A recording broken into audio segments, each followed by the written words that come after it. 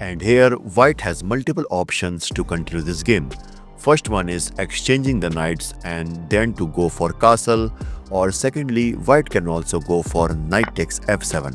This is because after king takes f7, queen to h5 check, and obviously black cannot defend this check by pushing g6 due to the threat of queen takes d5 check, and black has to lose his knight.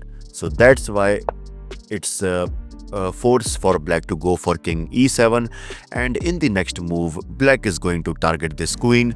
So that's why it's better to go back it's better for white to go back to e2, because let's suppose if he captures on d5, that will be a mistake because of knight at d goes to f6, which targets this queen as well as asking for queen exchange. But what if queen to e5 check? And if this happens, king to f7, bishop to c4 check, king to g6, and despite having this king exposed, you can see black is better due to these two powerful knights, and in the next move, black pieces are going to neutralize the white whole attack. Okay, so in the actual game, after knight to d7, here Arjun develops his knight to c3.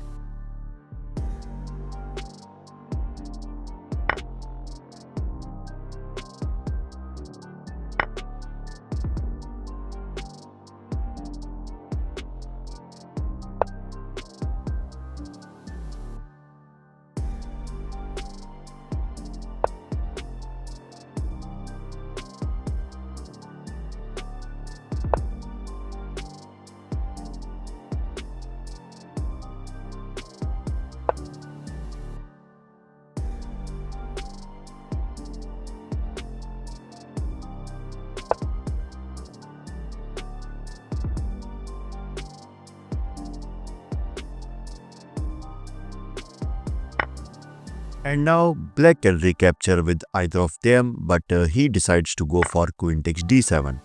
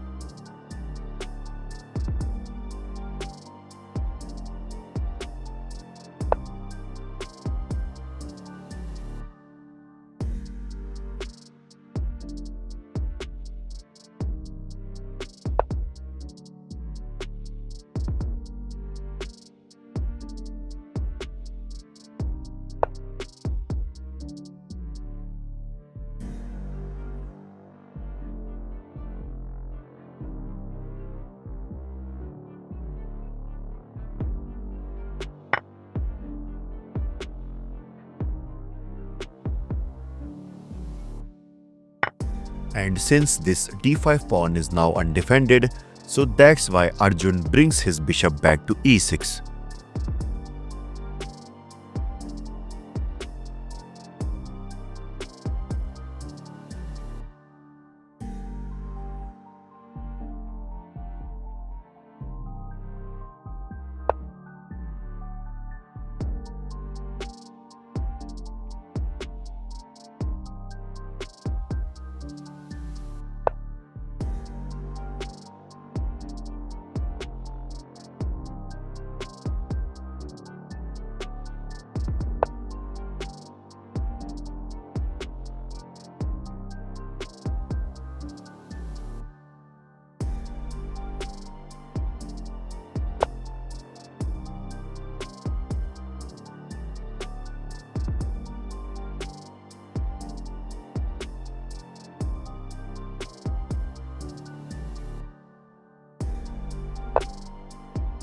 And after that, king to g7 by Wei Yi, he might be preparing to push h6.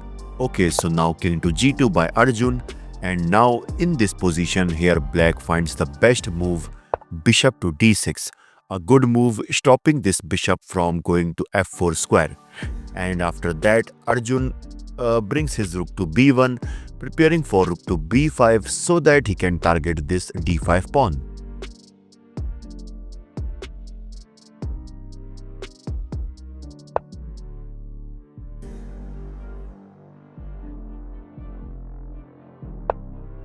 And since this d5 pawn is now attacked, so Wei Yi defends by bishop to c7.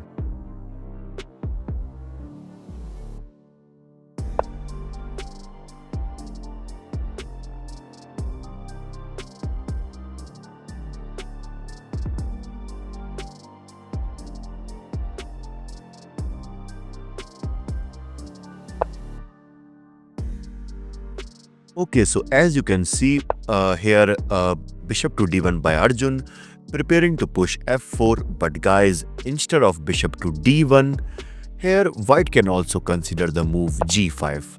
And let's suppose if black pushed this pawn to h5, then white can go for bishop to a3, covering these important diagonal. And if let's suppose h takes g5, if he decides to capture, simply bishop takes g5. And at the end, you can see white gets this amazing diagonal and white is doing great. Okay, so in the actual game, after bishop to d1,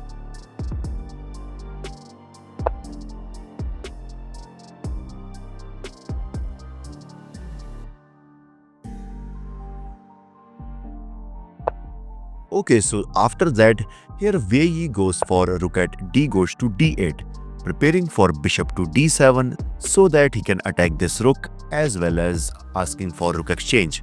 So that's why, to avoid this, Arjun instantly brings his rook back to b1.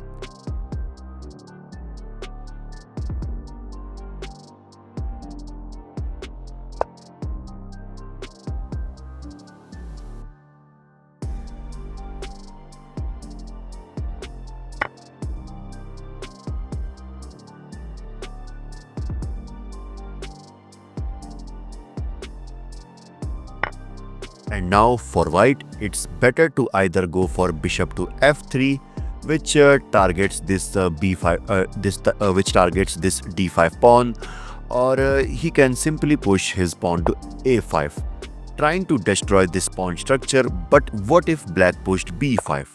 If this happens, simply a6, completely blocking the a7 pawn. And if black tries to capture this pawn by, let's suppose, bishop to c8, yeah, if he tries to attack this pawn, now simply bishop to f3. Here white can counter attacks with the bishop to f3, targeting this d5 pawn. Bishop takes a6, rook to a1, attacking this bishop. And let's suppose if he goes back and he guards this, but he cannot guard this pawn, so that's why rook takes a7. And if rook to b8, guarding this bishop, which is important. And at the end, you can see white is doing great. But in the actual game, after the move rook takes e8, here Arjun simply slides his rook to a1. And the problem with that move is now Wei Yi instantly brings his bishop to d8, targeting this pawn.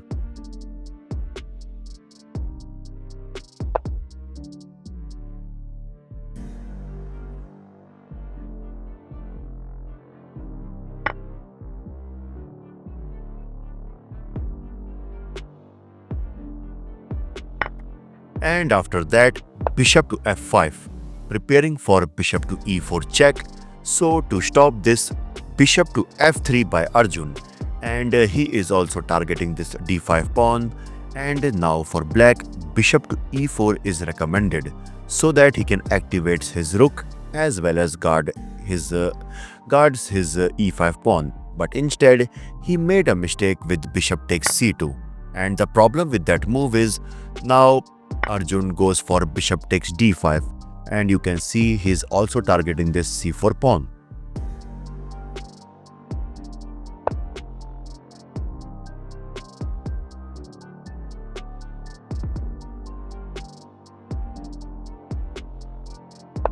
And now, as you can see, there are multiple ways for black to continue this game. like pushing these queenside pawns, maybe a5 or a6, or maybe pushing this pawn to f6. But here he goes for bishop to c7, and basically his idea is simple.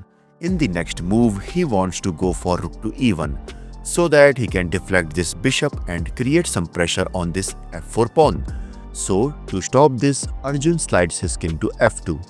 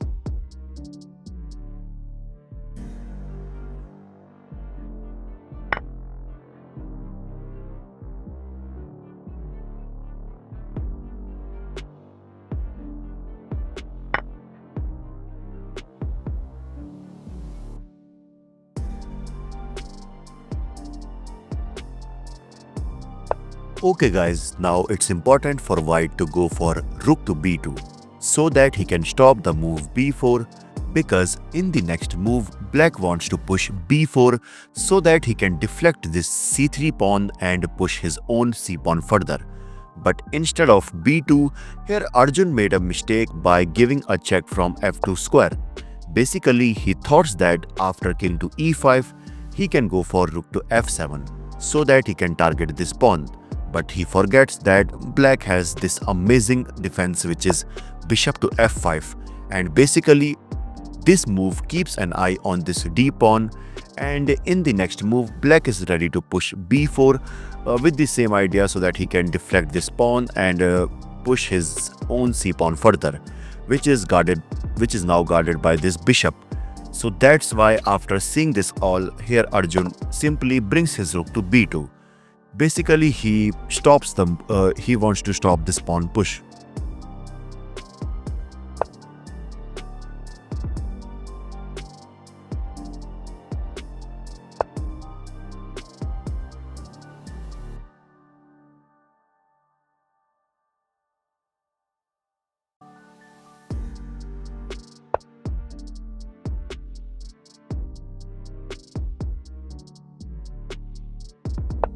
And guys, now look at this position carefully. In this position, the move king to d7 is important because first of all, this move stops this d pawn from pushing further, as well as let's suppose if white goes for bishop to b7, trying to attack these pawns, but black can now push his pawn to b4, because let's suppose if c takes b4, simply c3, attacking this rook, and this rook now can't go there due to this bishop. So let's suppose if he goes back to d1, simply rook takes b4, and you can see black is winning. Okay, so let me go back to this move, which is b4. What if instead of capturing this pawn, if white simply captures this a6 pawn? If this happens, simply b takes c3, attacking this rook, and after rook to d1, simply rook to e4 check. And you can see this similar kind of situation happens again, and in both cases you can see black is winning. But after the move rook to d2, after this move he missed this move, king to d7, and here Wei Yi goes for bishop to d3. And most of you be like, bro, what's the problem with that move? I mean, it's blocking this d file, which is good for black, but guys, you are wrong. because now white can go for bishop to b7. Yeah, so let's suppose if now white goes for bishop to b7 so that he can capture this a6 pawn which I mentioned earlier. And if now black tries to push b4, then after takes, you can see black can't push this pawn to c3 because of rook takes d3. And this bishop, which is blocking the d file, suddenly creates an obstacle for black. But you might be shocked that Arjun also missed the move bishop to d7, and instead he goes for the move rook to f2, because now black, and you can see here Wei Yi instantly realized his mistake and he brings his bishop to f5, blocking this f file, and now he is threatening to capture this d pawn. Okay, now rook to d2, and again the same situation. Now king to d7 is the best move for black, but he again missed that move and he goes for rook to h7. And now for white, it's better to go for rook to d5 so that he can keep an eye on these pawns, and in the next move, he can bring his king further to d4, completely keeping an eye over these connected pawns. But he also missed that and he goes for bishop to c6. Basically, he wants to promote his pawn, but he forgets that now black can give a check by rook to h3 check. And if king goes to d4, black will simply capture this d6 pawn. So that's why he decides to defend this check by bringing his bishop back to f3.